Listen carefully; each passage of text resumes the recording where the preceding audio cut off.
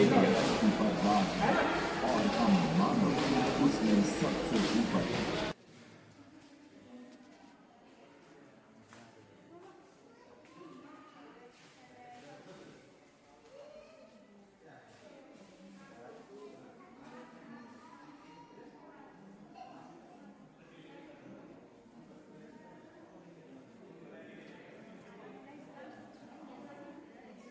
देखो नसरा, पहले अपने एंसेस्टर हम लोग पहले ऐसे थे, सबसे पहले ऐसे।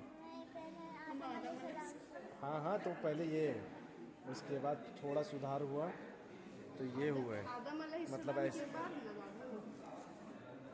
उसके बाद फिर देखो ऐसे चलने लग गए, ठीक है। ऐसे चलते चलते फिर सीधा चलना सीख गए थे। फिर ये केला का पत्ता लपेट के रहना स्टार्ट किया। केला का पत्ता तो यहाँ है, वो खाली पत्ता था। अब जाके हम लोग आदिवासी बन गए थे। फिर जाके हम लोग के पास शर्ट पैंट आ गया। हट जा हट जा हट जा नसरू, फोटो खिंचवा रहे।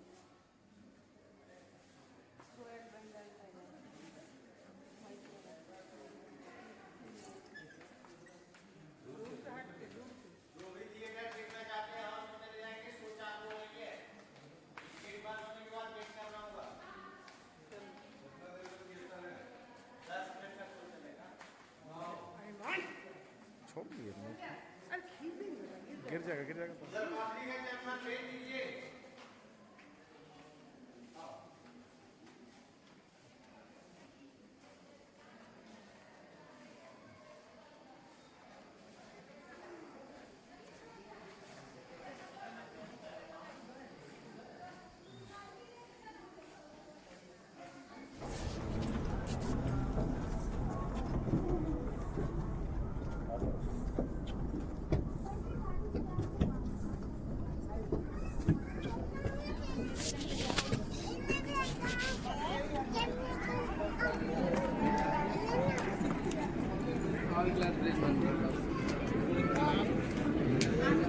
आगे चल, नीचे चल, नीचे चलो।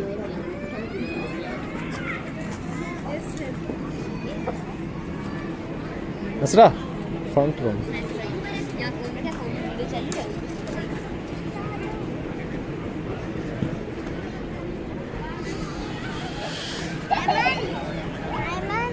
इधर आ जाओ।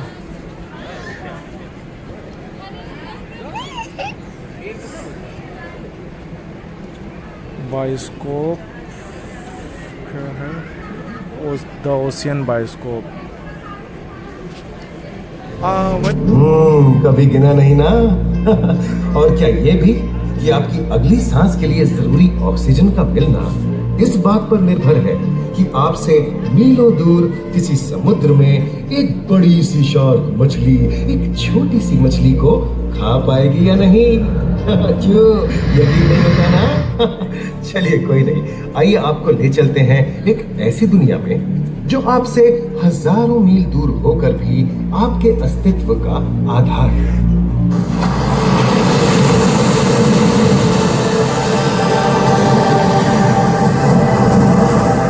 ये महासागर है, मीलों दूर तक फैला हमारे जीवन का केंद्र, जिसका पानी हर देश की सीमा से परे है। हमें सांस लेने के लिए जरूरी ऑक्सीजन का 50 से 80% इन्हीं समुद्रों के पानी से आता है। ये भी कह सकते हैं कि ये सागर एक विशाल संयुक्त परिवार की तरह है, जिसमें ये सभी जीव एक ही घर में रहते हैं, जैसे मछलियां, mollusc, dolphin, seal, walrus, crustacean, bacteria, समुद्री एनिमोनी और हाँ, ब्लू व्हेल भी, जो पृथ्वी का सबसे बड़ा जीव माना जाता है। और जंतु ही नहीं, इन समुद्रों में पौधों की भी लाखों प्रजातियां पाई जाती हैं। इन विशाल समंदरों का पानी हमारी पृथ्वी का लगभग 3/4 हिस्सा है। इस धरती पर 5 बड़े महासागर हैं: आर्कटिक, अटलांटिक, हिंद, प्रशांत और दक्षिणी महासागर। ये सागर इतने महत्वपूर्ण हैं कि इनका तापमान और लहरें दुनिया के हर हिस्से के मौसम पर असर डालते हैं। चाहे वो मौसम कितना ही खतरनाक क्यों ना हो। हमारी ही तरह पानी के नीचे पनपता हर जीवन सूरज की रोशनी पर निर्भर है। जी हाँ जनाब, सिर्फ ये जंतु, मछलियाँ, पेड़ पौधे ही नहीं बल्कि बैक्टीरिया जैसे सूक्ष्म जीव भी सूरज से ऊर्जा पाकर खिलखिला उठते हैं। ये देखो मिस्टर ऊदबिलाव, कितने मजे ले रहा है। देखा इसे, अपने चेहरे की पोजीशन ऐसे बदल रहा है जैसे किसी स्पा में स्टीम ले रहा हो। और वो चली मैडम वेल इठलाते हुए सनबाथ लेने। और ये जोकर मछली यानी क्लाउन फिश, ये तो गाना भी गाती है भाई बिना किसी सुरताल के। हाँ, ये राग समुद्री जानती है और कोई खतरा महसूस होने पर ये कभी गुर्राती है और कभी चहकती है। क्लाउन फिश है ना। और ये डॉल्फिन हमारे स्मार्टफोन से भी ज्यादा स्मार्ट है। ये अपनी आवाज का इस्तेमाल सोनार की तरह करके एकदम सही दिशा में तैरती और एक दूसरे को संदेश भेजती है। जी हाँ, ईमेल या व्हाट्सएप से भी तेज। मूंगा चट्टानें यानी कोरल रीफ दुनिया की सबसे विविध इकोसिस्टम्स में से है। इन चट्टानों को अक्सर समुद्र के वर्षावन कहा गया है। आई समुद्र में वर्षा, अजीब बात है ना। अरे दरअसल इनका नाम इनके आसपास बसे इन जीवों की विविधता के कारण पड़ा है। इनमें से कुछ मूंगे गर्म उथले समुद्र में तो कुछ ठंडी अंधेरी गहराइयों में रहकर हमारे इकोसिस्टम के संतुलन को बनाए रखते हैं। पौधे हमारे इकोसिस्टम का एक बहुत ही महत्वपूर्ण हिस्सा है और पानी में ऑक्सीजन का सबसे बड़ा स्रोत है। इस नीले पानी में मौजूद कई पौधों में से एक बहुत ही महत्वपूर्ण पौधा है फाइटोप्लैंक्टन, जो पूरी दुनिया की ऑक्सीजन की जरूरत का लगभग 50% बनाकर हमारा अस्तित्व बनाए रखता है। इन समुद्रों में पहुंचने वाली सूरज की रोशनी की मात्रा के हिसाब से उन्हें 3 क्षेत्रों या परतों में बांटा गया है। सतह के सबसे नजदीक वाली परत को यूफोटिक जोन या सनलाइट जोन कहा जाता है।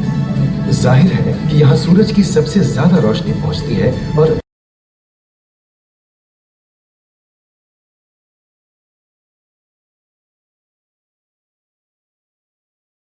इस परत तक सूरज की सिर्फ जिंदा रहने के लिए काफी नहीं है। तीसरी और सबसे गहरी परत एफोटिक जोन या मिडनाइट जोन है। यहाँ सूरज की रोशनी बिल्कुल नहीं पहुंचती। ये परत पूरी तरह से अंधेरी और ठंडी होती है, बिल्कुल किसी हॉरर मूवी के सीन जैसे। ये कई जगह पर इतनी गहरी होती है कि यहाँ आसानी से माउंट एवरेस्ट जैसे ऊंचे पहाड़ भी समा सकते हैं। और इसकी सबसे गहरी जगह है प्रशांत महासागर में मरियाना ट्रेंच। महाद्वीपीय तटों के साथ लगे उथले समुद्री इलाकों तक पहुंचना आसान है, लेकिन ये समुद्र का सिर्फ 10% है। समुद्र की गहराई जितनी बढ़ती जाती है उतने ही वहां के हैरत अंगेज जीव जिन तक पहुंचना मुश्किल होता जाता है। ये समुद्री जीव पहले तो अपनी खूबसूरती से आपको छलते हैं और फिर अचानक एक खतरनाक रूप ले लेते हैं जिनसे बचना मुश्किल ही नहीं नामुमकिन है। पर ये क्या, अचानक ये रोशनी कहां से आई? ओहो, ये तो जेलीफिश का झुंड है जिनकी रोशनी एकदम डिस्को लाइट की तरह लगती है। वाह, ये हुई ना बात। अब सभी बड़ी छोटी मछलियां इन चमचमाती डिस्को लाइट को देखकर पार्टी करने आएंगी। और फिर यही रोशनी उन्हें बेरहमी से दबोचकर उनका शिकार करके अंधेरे में वापस गायब हो जाएगी। लेकिन सभी शिकारियों को छलावे से लुभाना नहीं पड़ता। सबसे घातक शिकारियों में से है शार्क, जैसे ग्रेट व्हाइट और टाइगर शार्क। शार्क आमतौर पर सूरज ढलने के बाद अंधेरे में शिकार पे निकलती है समुद्री जीवों का यमराज बनकर। आज तक शार्क की 500 से ज्यादा प्रजातियों का पता चल चुका है। ये हर तरह के खुले महासागरों में, मूंगे की चट्टानों में, आर्कटिक की बर्फ के नीचे और समुद्र की अंधेरी गहराइयों में पाई जाती है। और ये है समुद्री घोड़ा, जो तबड़क तबड़क नहीं, छप छप छप छप करता है, यानी दौड़ता नहीं, तैरता है। हमने इन समुद्रों के बारे में बहुत कुछ जाना है, पर अभी भी बहुत कुछ जानना बाकी है। ये सागर गहरे और विशाल, ठंडे और अंधेरे में डूबे होते हैं। इन गहराइयों में पनपने वाली 17,000 से अधिक प्रजातियां मानो किसी कल्पना से कम नहीं है। किसी खूबसूरत एंजल की तरह दिखने वाले जीवों के साथ साथ न जाने और क्या क्या देखने को मिले।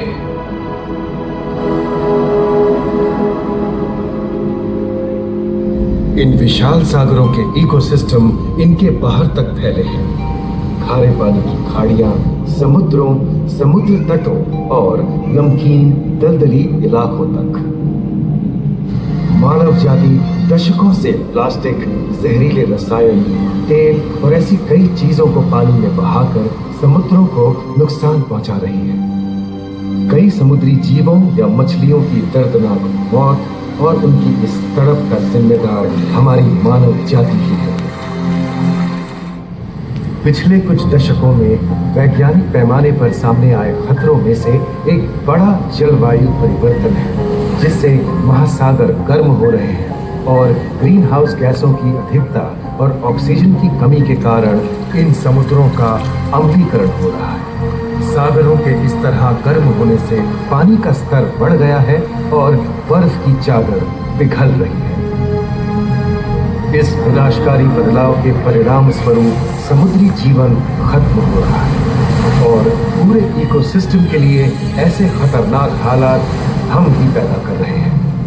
हमारी आने वाली पीढ़ी का भविष्य इस बात पर निर्भर करता है कि क्या हम आज अपने निजी जीवन से प्लास्टिक को हटाने जैसा छोटा कदम उठा सकते हैं, या फिर हम बड़े स्तर पर सख्त नियम बनाकर उन्हें लागू करें, जिससे समुद्री संसाधनों का दोहन और प्रदूषण कम हो। याद रखिए, बात हमारे अस्तित्व की है, तो बदलाव की शुरुआत भी हमें ही करनी